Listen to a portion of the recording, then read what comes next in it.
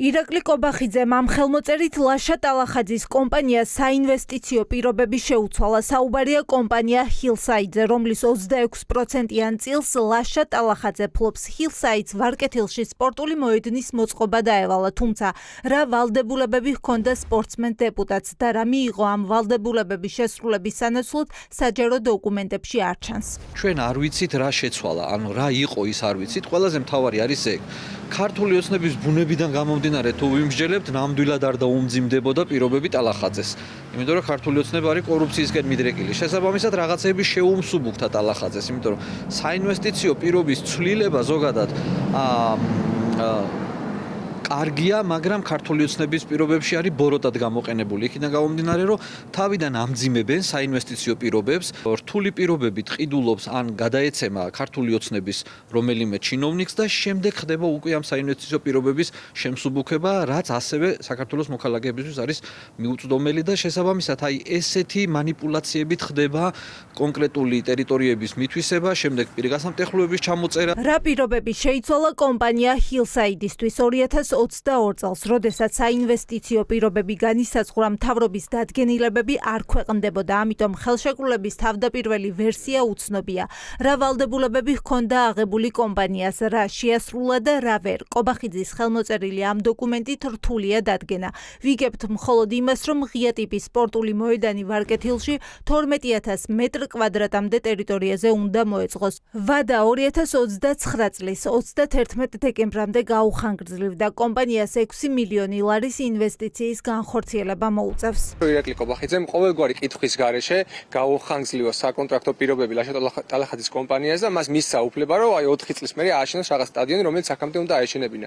ამას ხედავთ იმ ფონზე, როდესაც მაგალითად რა ვიცი, გააორმაგეს ჯარიმები, უამრავ რეპრესიულ კანონებს იღებენ და მოსახლეობას ჩვეულებრივ ადამიანებს არინდობენ და რა თქმა უნდა ლაშა ტალახაძის ფაქტორი და რა თქმა უნდა ის, რომ ის არის ქართული ოცნების თითის მიმჭერი დეპუტატი დღეს, ეს არის მაგის უპირველესი განმაპირობებელი ფაქტორი. ისიც უნდა ითქვას, რომ კობახიძეს თითქოს თავი რომ მოაქვს, რომ თითქოს ღარიბაშვილის მთავრობა იყო კორუმპირებული და თვითონ არ არის, სწორედ ღარიბაშვილის დროს არის ეს განკარგულება გაცემული და ეს უსასყიდლოდ გადაცემული ეს მიწის ნაკვეთი ტალახაძის კომპანიისთვის და ამან არც გააკეთა რევიზია, ისე ადგა და გაუხანგრძლივა პირობები. ესე იგი რა, ანუ თანამონაწილეა ის იყო სავარაუდო კორუფციული გარიგების.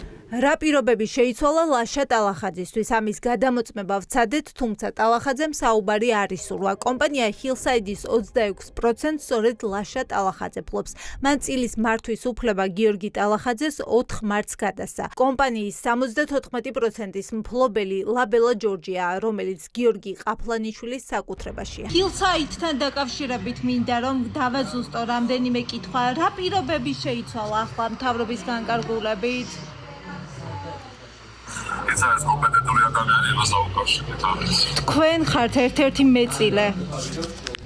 ამ სატელეფონო საუბრის შემდეგ ლაშა ტალახაძეს ჰილსაიდის დირექტორთან დაკავშირება ვთხოვეთ. მოგვწერა ლევან ჭყონიას ნომერიც, თუმცა აღმოჩნდა, რომ კომპანიის მეწილეს დირექტორის არასწორი ნომერი აქვს. გამარჯობა, ბატონო ლევან. სხვაგან ვეკავთ. ლევან ჭყონიასთან ვრეკავ. სხვაგან ვეკავთ.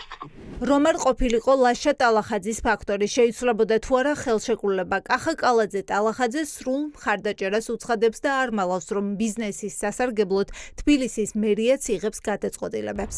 უამრავი ბიზნესი შეგვიძლია მოგიყვანოთ, მაგალითად, თუნდაც მერია რამდენ მხარდამჭერ ნაბიჯებს დგას. რავი, ძალიან ბევრი შეგვიძლია მოვიყვანოთ და ასე რომ ეხა რადგან ლაშა ტალახაძე იმიტომ არ უნდა დაეხმაროს მთავრობა, ეს დამოკიდებულება არ არის სწორი. მე ლაშას მინდა წარმატებები უსურვო, ეს არის ჩვენი სიამაყე და როგორც სხვა ყველა ბიზნეს საქართველოს მთავრობა გვერდში უდგას, ისე დაუდგება ამ ადამიანს. ლაშა ტალახაძის ბიზნეს წილების შესახებ ჟურნალისტური გამოძიება TV პირველის შაბათის ეთერმა მოამზადა. ამ გამოძიებით გავიგეთ, რომ დეპუტატი კანონს არღვევდა, როდესაც პარლამენტში საქმიანობის პარალელურად ფლობდა ბეტონის ბიზნესს, რომელიც არ ჰქონდა გადაცემული სხვა პირისთვის მართვაში.